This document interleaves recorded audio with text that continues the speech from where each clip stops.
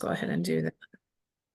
Welcome to anybody watching the recording. Hopefully there'll be more people that join us live, but even if they don't, Chris and I will have a great conversation. So I'm Barb Nangle.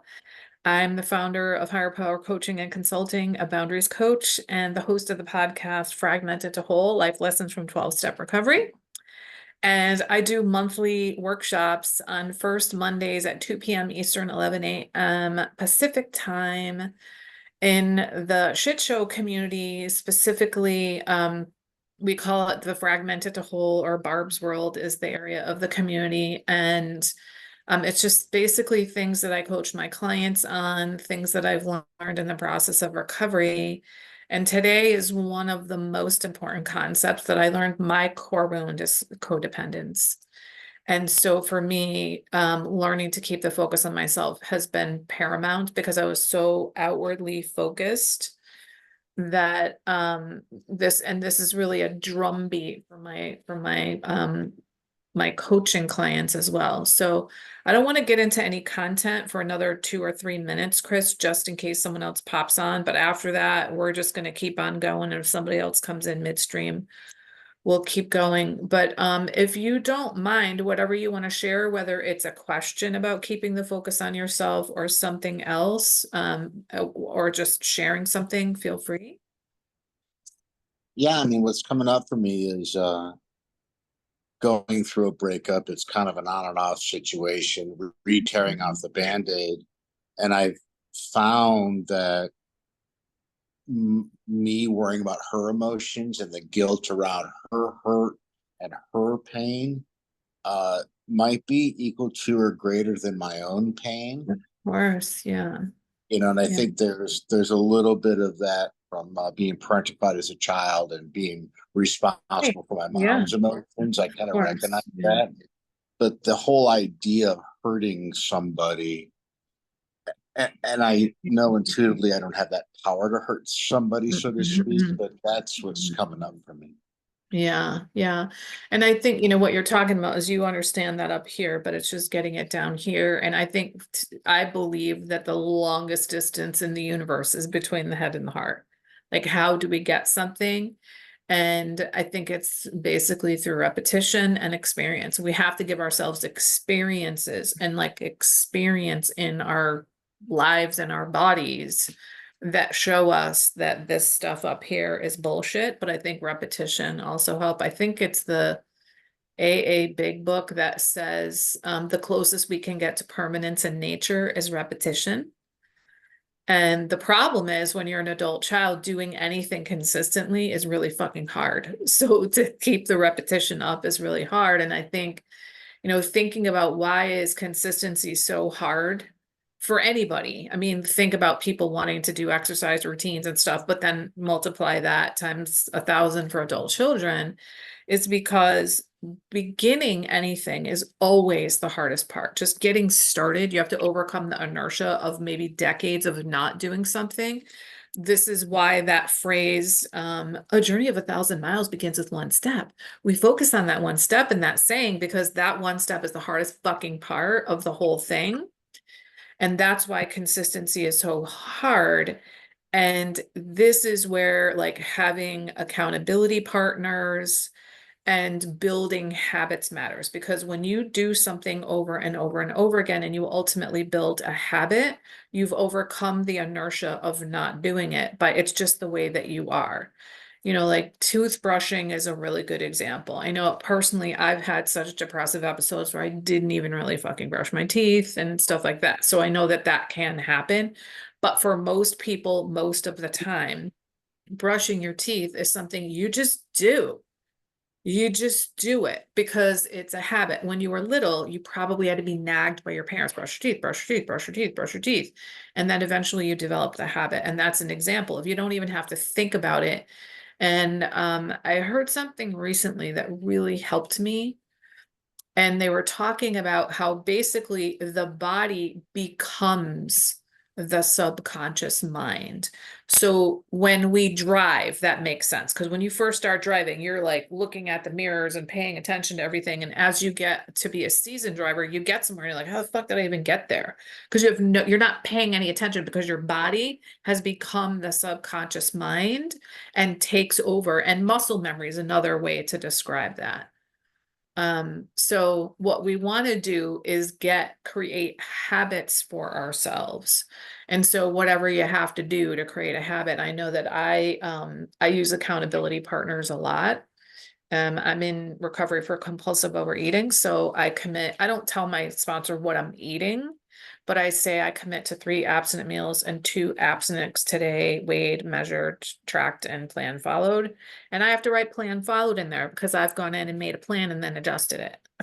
So, um, I have accountability partners for meditation. My goal is to meditate twice a day, every day. And I absolutely meditate once a day, every day, but sometimes that second one is hard for me. And then I have an accountability partner actually from somebody from the Shitshow. That's my yoga accountability partner. And that happened because one day, it was in mid-December, I had decided, fuck, I got to do like a 30-day yoga challenge or something to just get me back into it. And Andrea had asked the question, what does somebody need help with? It was based on the reading, and I was like, I need an accountability partner. And somebody else was like, oh my God, I'm going to start doing yoga again every day too. So we were still accountability partners. And so we did 3 30-day yoga challenges. So 90 days. And then we decided to stop counting. And of course, doing that, I don't do it every day the way that I did back then, but I have an accountability partner. So she's texting me, I'm texting her, and like things like that help.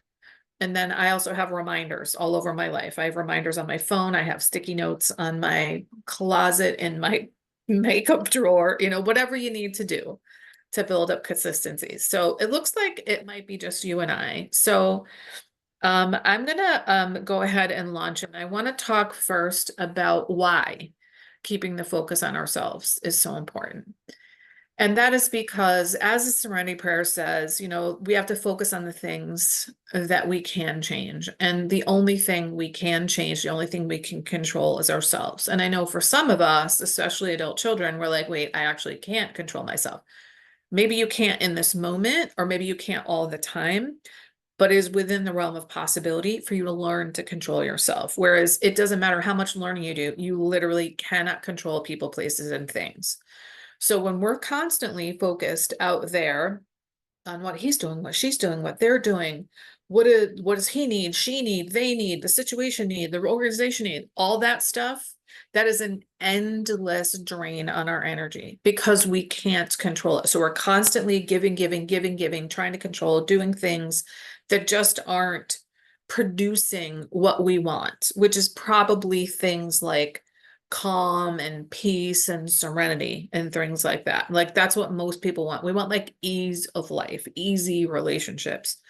But when we're focused all the time out there, we're never going to get that because we're just constantly spinning our wheels. Whereas if we focus in here, we actually can make a difference. We can actually do something. And when we focus on ourselves, I'm going to talk about some of the ways to focus on ourselves. Hopefully, the things we're focusing on are things that are energizing us. We're reducing things that drain us because we're paying attention to ourselves, and we're increasing things that energize us. So, does that make sense in terms of why we want to focus here instead of out there? So I'm going to tell you, Chris, my top 5 rules about keeping the focus on yourself. Are you ready? Keep the focus on yourself, keep the focus on yourself, keep the focus on yourself, keep the focus on yourself, keep the focus on yourself. Okay, that's actually not my top 5 rules of keeping the focus on yourself. That's the top 5 rules of setting boundaries. Sorry.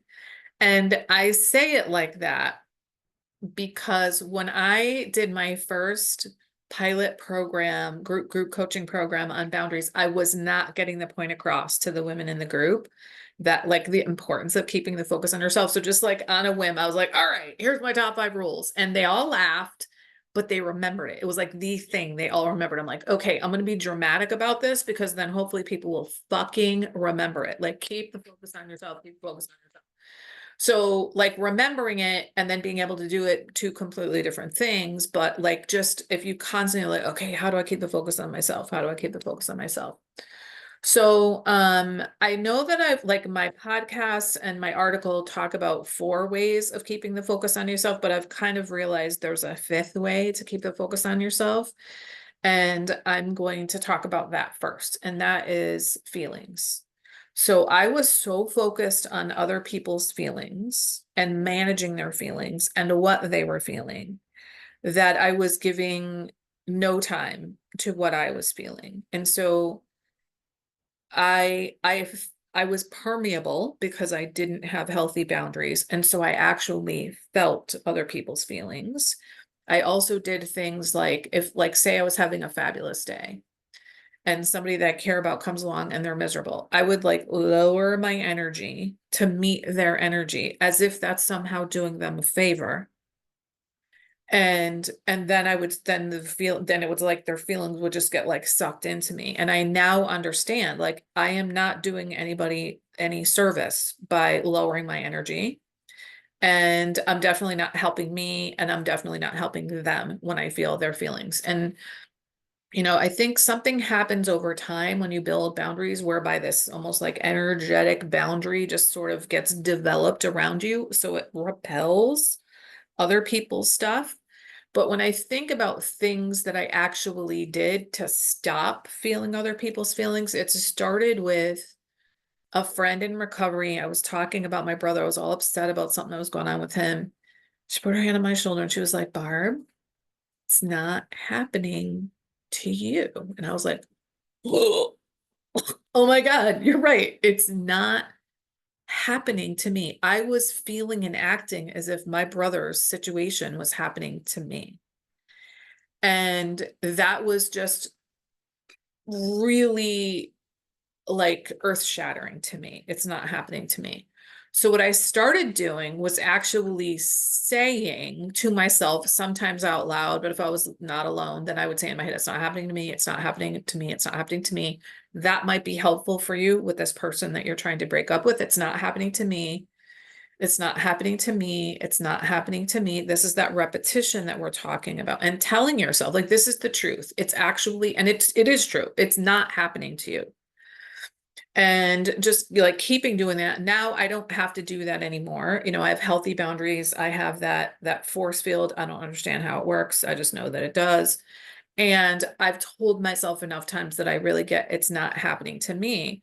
And because I recognize it's not happening to me, it's actually, it doesn't feel like it's happening to me. And I can become an actor rather than a reactor. Because if I'm feeling everybody else's feelings, then I am reactive. I'm acting out of lizard brain. And another way to describe becoming an actor rather than a reactor is to say we come out of victim mentality. Because when we're in victim mentality, the world is acting on us and we are not. So like in OA, we say we act on the world rather than react to it. It's a different way of saying, we become actors rather than reactors. That when we start to realize, wow, I can actually do something here, as opposed to just feeling the feelings that I've always felt. I can take a role in managing these feelings rather than managing the other person's feelings, because that's another thing I wanted to talk about in the feelings and other people department and things you can keep the focus on. I felt like it was my job, my career, shall we say, to make sure people were happy and to not do anything to upset people. Meanwhile, I'm upset. I'm managing their feelings. I'm like, one of the things I say to my boundaries clients all the time is one thing that stops people from setting boundaries is they're afraid to hurt other people's feelings. Meanwhile, they've hurt their own feelings and they don't even pay attention to that. So I don't want you to hurt anybody's feelings, but if you have to hurt someone's feelings, it shouldn't be you. Right.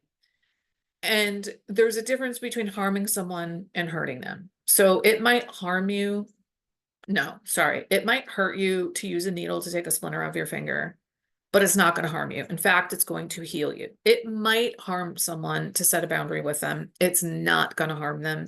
Did I say that right? It might hurt someone's feelings to set a boundary with them. It's not going to harm them. It may actually heal the relationship. It really depends on the relationship and the boundary, because you're starting to come clean and be honest and say, this is okay and this is not okay. At minimum, it's going to heal your relationship with yourself, because you've started showing up for yourself in a way that you probably never have before. So managing other people's feelings is not your job. It's not your career. Even if you're like me and you always thought that it was. It looks like one of us froze here, so I'm not sure if it's you or me, Chris. Oh, okay. Looks like we're back. You there? Okay. I'm not sure if it was you or me that froze. I guess it doesn't really matter. Um, so way number one to keep the focus on yourself is to focus on your feelings and feeling your feelings and not feeling other people's feelings and not managing other people's feelings. They're theirs to manage. Of course, we don't want to do things that are hurtful to people on purpose, but remember that like setting limits with people, etc., is not hurtful to them. It's not harmful to them. It might hurt their feelings. And then before I proceed on to the next one, do you want to ask any questions or make any comments there, Chris? No, I am. It's really ironically very appropriate for what I'm going through, and I Oh, appreciate. goody. Yeah. I knew it would be. All right. And then the next way to keep the focus on yourself is to ask yourself, what do I want or need in this situation? I literally never, that just wasn't even on the radar for me. I never asked myself, what do I want or need here? It was always about what do they need? Or even what does the situation need? And so like it's hard to remember when you have decades of not asking yourself, but this is where a nightly inventory comes in really handy. Do you do a nightly inventory like a step 10 or anything like that? No? Okay. Have you done the steps in any program? Oh, you haven't. You're on step one? Working on doing the group work. We're Okay. on step one. Oh, good. Okay. It's going to change you.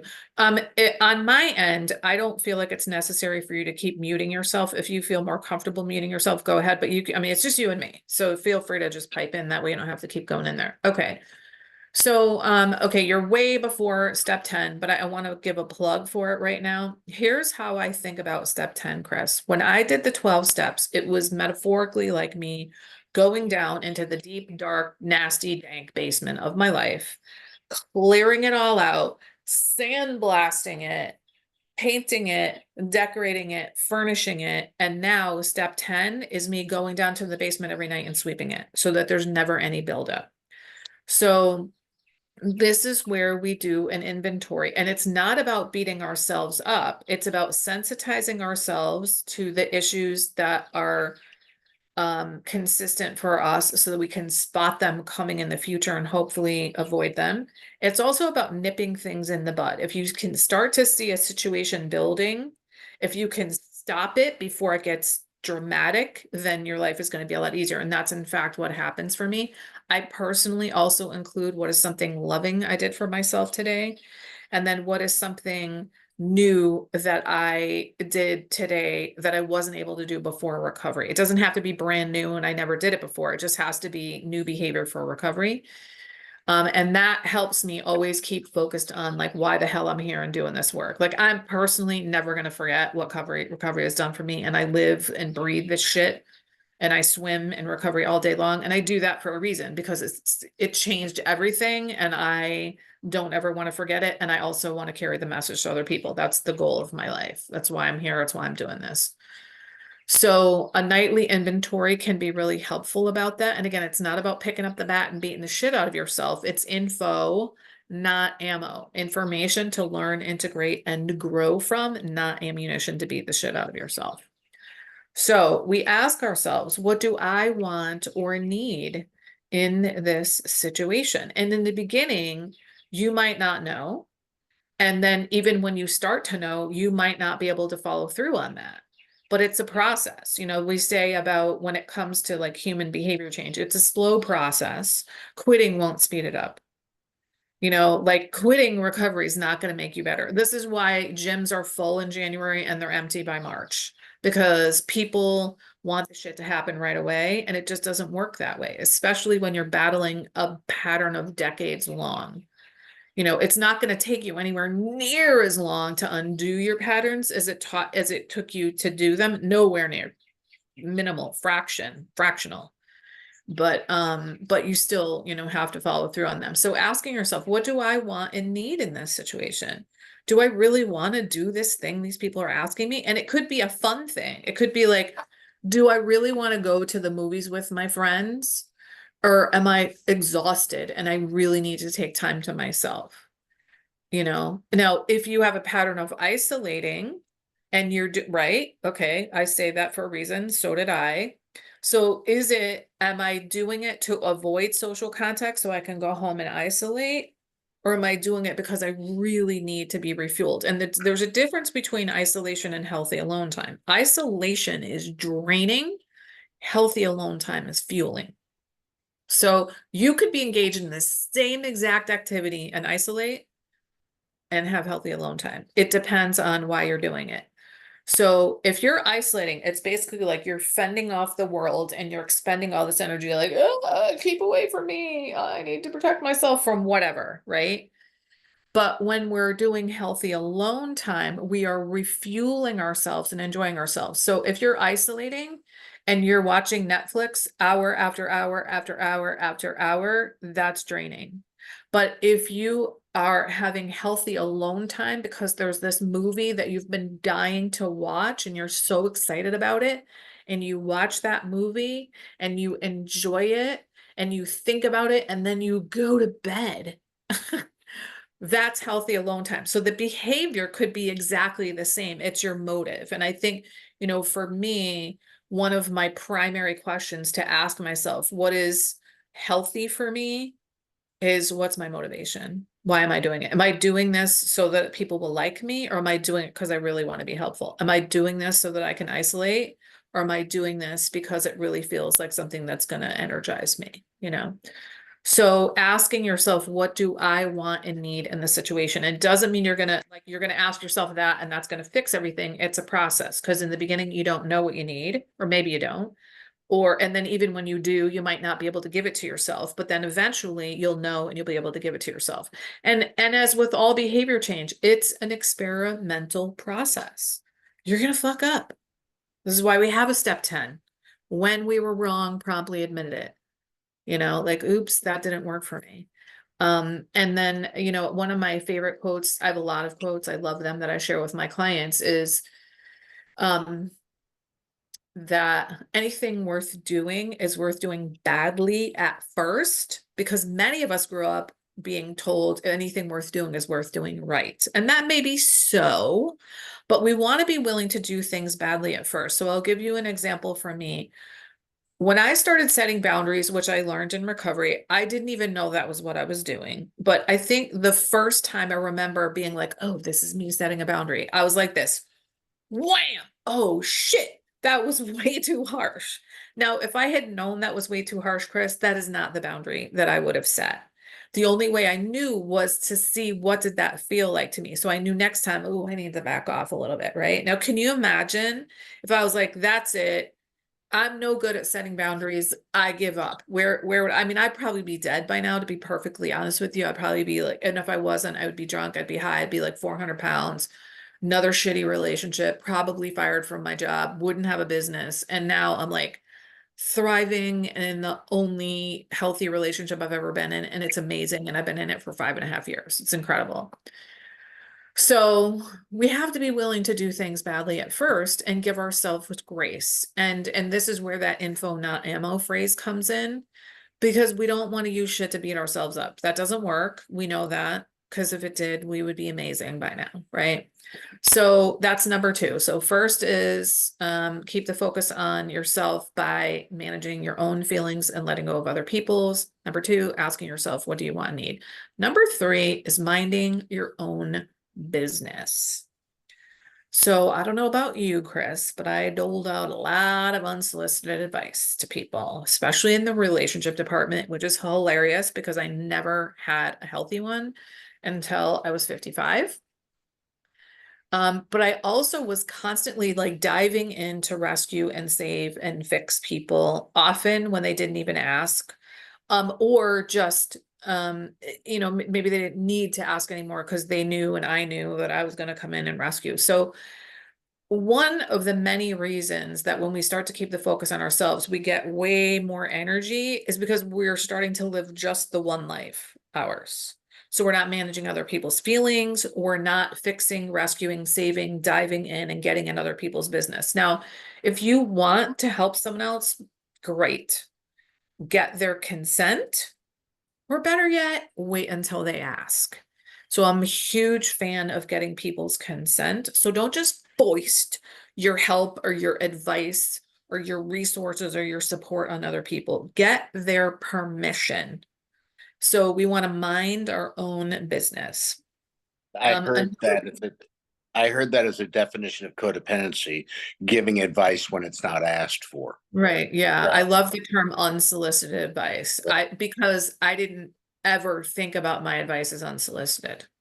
Right. But it was. But yeah, it's a hallmark of being codependent is unsolicited advice because you think you know better than other people about their lives. Meanwhile, they're living their life and you're living yours. Also, if you're anything like me, your life is a fucking shambles. So who are you to tell people my life isn't a shambles now, but back when I did that, it was. Though I looked on the outside like I had it together. It definitely looked like it, but meanwhile, internally, I was a mess, string of dysfunctional relationships, years of substance abuse, way overweight, all that shit. Okay, and then the next way to keep the focus on yourself is what we learn in especially step 4 in recovery is what's my part in things. In other words, what might I be doing to contribute to these dysfunctional interactions that I'm having, especially if you have a long-standing dysfunctional dynamic with one person, or you see this dynamic over and over and over again in your life, you're the common denominator. And I remember when it came to my dysfunctional relationships, first of all, knowing that I had a pattern of dysfunctional romantic relationships was literally the only thing that I could see as wrong with me when I got into recovery. And the only part of that I could own was just knowing I'm the common denominator. That my intelligence on that ended right there. I didn't know what that meant. I didn't know what I was doing. I was like, oh, I think my pattern is attracting unavailable men. And that is true. The real pattern was codependence. And then what I learned in recovery was, oh, the reason I attract emotionally unavailable men is because I'm emotionally unavailable. That was news to me. Here I was like trying to get them to be emotionally available. And so, of course, what emotionally available man is going to be attracted to an emotionally unavailable woman? It's not going to happen, right? So when I became emotionally available to myself, then I attracted an emotionally available man. Go figure. Who was also in recovery, by the way. So like asking your part, like asking like, what's my part in the situation? And again, info, not ammo. What might I do differently? How can I change? I love, I don't know if you've ever heard of the dance of anger by Harriet Lerner. I love this metaphor of the dance that she uses. So she doesn't, I don't think she even uses the word boundaries once. It's all about boundaries. But what she says is when you are dancing with someone and you change your steps of the dance, your partner has to change their steps or exit the dance. Same thing in any dynamic that you have with another human being. If you are engaged in an ongoing dynamic that keeps coming out the same way and keeps coming out the same way, you get to change your steps of the dance because then things will automatically change between you. So we can't actually control other people, but we can influence them by changing our behavior because the dynamic will automatically change. So that's what we're looking for. We're like, what could be even a micro shift that I could make? And some of it is not managing their feelings and not being so focused on what they're doing, asking yourself what you want and need. All right. And then the other way to keep the focus on yourself, which is probably my favorite, is to take really good care of yourself. So I neglected and abused the shit out of myself my entire life. I didn't know that. I thought I liked myself. I thought I was cool. That was why I smoked weed and drank booze and shit. And when I got into recovery, I basically stopped drinking in my early 40s, and it just happened. It wasn't like a decision that I made. And then I stopped entirely for a year. And then after that, I would drink a beer here and there. And I think I got a buzz like twice after that, maybe 3 times. Whereas prior to that, I drank to get hammered. That was to me the point. People having one glass of wine, what the fuck is that? I don't get it. Why are you doing that? Don't bother. Drink water. And I smoked bales of weed. I was in all these dysfunctional relationships. I put myself in toxic situation, harm's way, all this stuff. When I looked at all this stuff in recovery, it was like, oh, that is not the behavior of a woman who feels worthy. Didn't know that about myself. I felt like I had kind of liked myself. I felt like I had high self-esteem, but it was clear I don't have self-worth. I do not love myself. That was really clear. I didn't trust myself. I did know that. I knew I didn't trust myself. And, reason number 7,563 of why I became a boundaries coach is I learned self-love, self-trust, and got self-worth from building boundaries, because I basically was like, who am I? Here's the edge of me, and there's everybody else. It's like I got to know myself. I started following through and showing up for myself in ways that I never did before, which meant I started to trust myself when I started to ask, like, what do I want and need here? And is this okay with me and not okay? I got to know myself. And then I started doing more stuff that I actually liked and less stuff that I didn't like. And I got to enjoy my life. And then the fact that I gave that to me made me feel really good about myself. And eventually, like, I really was like, oh my God, I love this person. And then started to feel worthy. So it was like this process, this iterative process that was like super fucking helpful to me, which is, like I said, reason number whatever I said, that I became a boundaries coach, because I want this for other people. So learning how to take care of myself, of course, means taking care of my physical body. But for me, it primarily means my spiritual self. So a huge portion of my self-care has to do with my conscious contact with my higher power. So I call it a long or runway into my day, and I have a little bit shorter of a runway out of my day. So I pray, I meditate, I journal, I do gratitude journaling at night, I do mindset journaling in the morning, I have daily readers, I do affirmations. Now, I didn't start doing all that. I started keeping a gratitude journal. Actually, next month will be 24 years. I started that in July of 2000.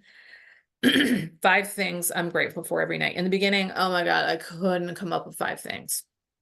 And that absolutely changed my perspective on life and was a really nice foundation for my recovery. So that was something I started doing at night many, many years ago. And then actually, this was probably before that. In 1998, I went from being a lifelong agnostic to becoming a believer in my conception of God, because I read the book Conversations with God, and it changed not my life, but my universe, because I went from being agnostic to being a believer. And probably that first year, I got a hold of a daily meditation book from Conversations with God, and that book had like one line. Unlike like the ACA daily reader has like a paragraph, like it was one line. So and of course, the gratitude journal and the daily meditation thing, I didn't do every day, but then eventually I did do it every day. And the best way to build habits is to attach them to habits that you already have. I've heard people say in the book Atomic Habits, that's what he says. I'm like, oh my God, I came up with that on my own. I didn't know that was a thing. But so let's say you have no self-care habits. And I don't like, to me, brushing your teeth is maintenance. That's not self-care. That's maintenance. But let's say you brush your teeth every day and you want to start reading your daily meditation book, then put your fucking toothbrush on top of the daily meditation book, right? So that it's right there. Like, make your life easier for yourself. Set up things in your life so that I think of it as like, I'm doing this for my future self. Because when we procrastinate and we don't do things for our future self, we're basically like, fuck you, future self, you deal with it. Right. When somebody told me that, I'm like, oh my God, I don't want to be like that to my future self. So, are we frozen again? I think we're frozen again. Yes. Okay. Did you hear all that? Okay. Yes, I've never lost a word and Oh, occasionally okay, three. good, good, good. Okay. So, the way to build habits is to start with something small, hopefully attach it to something that you've already done, get really good at it, build up the momentum so that it's actually a habit. That way you're doing that consistency thing we talked about, and then do another thing. But I think when it comes to self-care, everybody's definition is different. A lot of people think it means, like, for women, like going to get a massage or getting your nails done. I don't like, okay, sure, that is self-caring. To me, self-care is what you're doing on a regular, consistent basis to fill your cup so that it's overflowing, so that you're never pouring from an empty cup, you're pouring from the overflow. Or what I heard someone say recently, you're pouring from the saucer. I'm like, oh my God, you must have so much overflow to pour from the saucer. So what most of us have done our whole lives is we run ourselves fucking ragged and still give and give and give and give and give. Clearly, that is not sustainable. So we want self-care is about fueling ourselves. So what gives you energy? That's my definition of self-care. What gives you energy? So for you, it might be going to the gym and climbing a rock wall. Not me. That's not my idea of how I get energy, right? Praying, meditating, doing yoga, that sort of thing. Those kind of things work for me. So there's no one thing that you should be doing for self-care. It's like, what gives you energy? And I think that the best way to get started with all of this stuff is pick one thing that gives you energy and do that. And if you start doing more and more things that give you energy, because we only have so much time in a day, just the way things work, you're going to not have as much time for the things that drain you. Now, sometimes I know that it can be hard to do things that feel good for ourselves. So I know that when I don't know if it was just when I was in my episodes of depression or not, but I would buy healthy food and then not eat it specifically because it was healthy food. Ugh, that's so sad, right? So I know that it can be the case, but there's probably something that you've been longing to do that you haven't given yourself time to do or permission to do that gives you energy, but know that you deserve it. And actually, I heard somebody say this the other day. I was like, oh my God, this is such a fucking brilliant question. If you feel like you don't deserve whatever the thing is, joy, for example, whose permission do you need to feel deserving? And I was like, I don't know the answer to that question because I do believe that I deserve joy, but I think it's a great question. So if you grapple with those kinds of issues, Chris, like feeling undeserving or something like that, ask yourself, whose permission do I need to do that? So is that something that you grapple with, deservingness? Yeah, it's interesting. I've got a long ramp up in the morning, which includes meditation and the daily readers. And I've got a long ramp down to my best parts of the day are the beginning and the end. But I think I said it to Andrew the other day. I think I've spent 58 years not taking care of myself. And now I want to spend literally all of my time taking care of myself.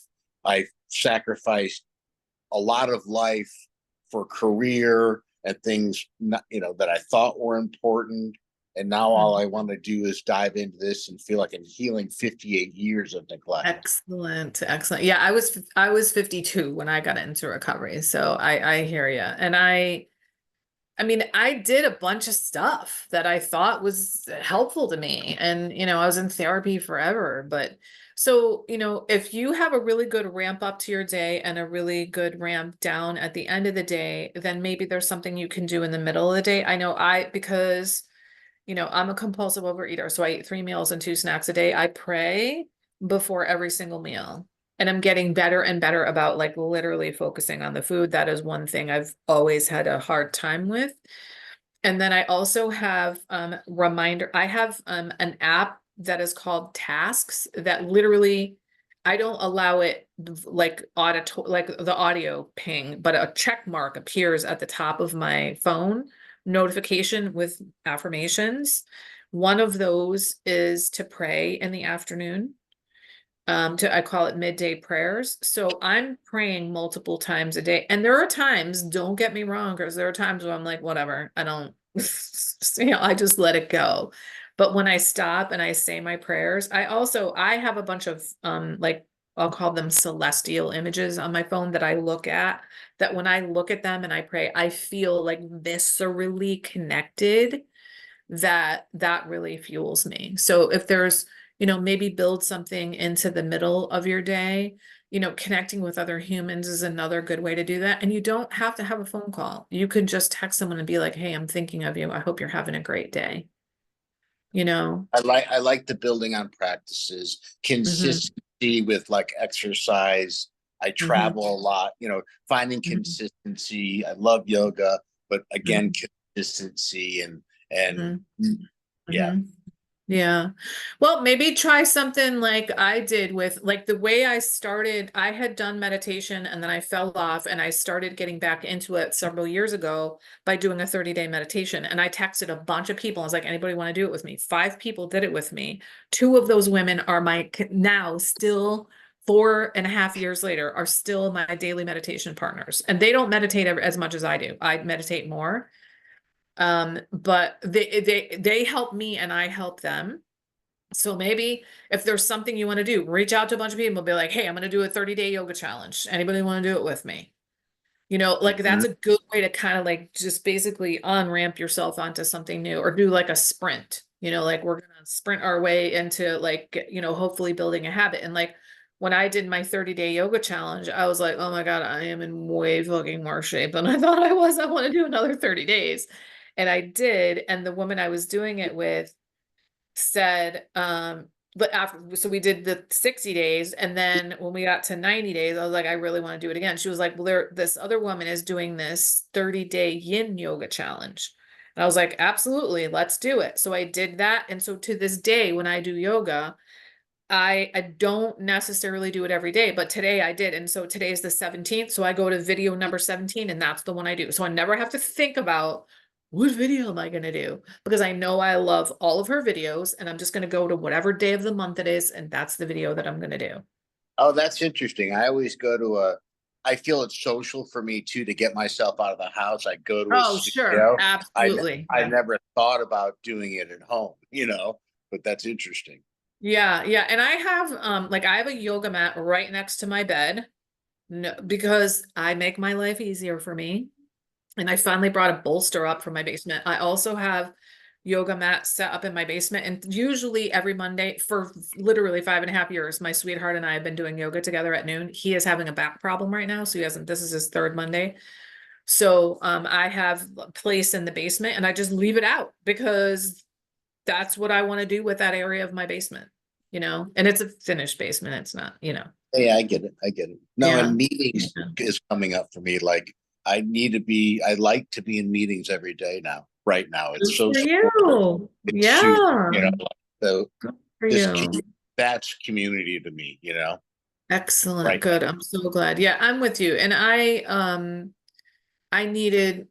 went to like 5, 6, 7 meetings a week for the first couple of years. And I went to yoga for 12-step recovery, which was fucking unbelievable. I loved it. I don't even know if they have that around here anymore, but I'm sure they have it online now if that's something that you're interested in. But it's like a 12-step meeting for anybody, and then the like for 45 minutes, and then the last 45 minutes is yoga for 12-step recovery. And the people are trained facilitators, and Y12SR is another thing that they call it. But I only have a couple minutes left. I want to make sure that if you have any questions that you want addressed that haven't been, that I address them, or if you have any comments you want to make. No, I'm really, the big takeaway is I'm so focused on her hurt. And even in this conversation, I'm not that Mhm. I'm not worried about her. I care about her feelings, Mhm. but, Mhm. not dragging my own emotional state down, worrying about her feelings. Mhm. Mhm. I've got Mhm. a stepmother that's not doing well. My brother just called, and I'm like, I don't know if I can see her, Robbie, because I made I'm in a sensitive state right now, may drag me down. But even how you just framed, I'm it's not happening to me, I think may allow me to go visit her, even though she may be Yeah. on her, maybe the last time I'd see her, I'd be okay without Mhm. it, but I think Mhm. I'd feel better if I did see Mhm. her. Yeah. And it's not happening to me. I'm going to Mhm. say that multiple times before I go in the hospital room, and Excellent. probably put me in a Yeah. place to be okay with Yeah. seeing. I have another suggestion, and that is to imagine some kind of protective boundary or barrier. It could be a bubble, an invisibility cloak, a force field around yourself before you go in, and picture another one around her. So her energy is being contained and yours is being contained, and there's a barrier between the two of them that will help you. And then while you're inside your barrier, say, it's not happening to me, it's not happening to me, it's not happening to me. And then the other thing I want to say in terms of this woman that you're trying to break up with, and also in terms of your stepmother, the best thing you can do for them is pray for them. So your worrying is taking away from the prayers that you could give them because you're so worried, right? And it's not helping them. It's actually harming them because you're taking away good energy from the universe for you to perseverate on them. And it's not helping you. And we say in recovery, the best thing we can do for a family is recover Yeah. because we're yet another healthy, healed person in the world, and healed people heal people. Yeah. One last thing, real quick. I wanted to share this image. I just loaded it up in the shit show. I forgot to load it up. This concept comes from Stephen Covey, this concept of circle of concern versus circle of control. And I fucking love it because when you talk about the circle of concern, it's like we get to actually, this one doesn't have the words in it. Shit. I have one that has words in it. One of the articles that's in the shit show has a very similar image, but it's all about COVID.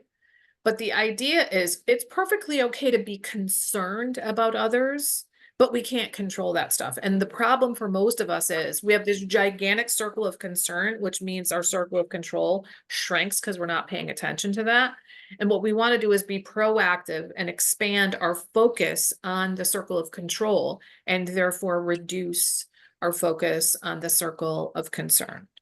So that was a really helpful concept for me. Hmm. Don't get it, but I will one day. Yeah, I think if you read one of the articles about getting more control that I uploaded, it has a very similar, it's the same image except for that it's got words in the middle and it's talking about things we can, because I wrote the article like right when the shutdown happened in COVID. So Yeah, and the other thing that's not to monopolize, like conversations with God, I think I want to get that. I'm learning how to pray, learning how to ask for help, and I right now my only prayer is, I pray for your knowledge of your will for me and the power to carry it good. through, Yes. Yeah. surrendering and Yeah. letting go and Yeah. handing the keys away to the bus, so to speak. Excellent. Good. Yeah. Well, if you're not already a listener of my podcast, I would recommend starting at the beginning because I talk about my top three tools towards the beginning, one of which is learning how to ask for help because I never could do that. But I have I've got 270 episodes and they're all short, they're 10 to 20 minutes. So anyway, I do have to go. Thank you so much for joining me. I sincerely hope that this strengthens your recovery. I know that it strengthens mine. It has, really. Thank you so much. Oh, you're Can't, welcome. can't wait All till right. next month. Oh, goody. Bye now. Bye now.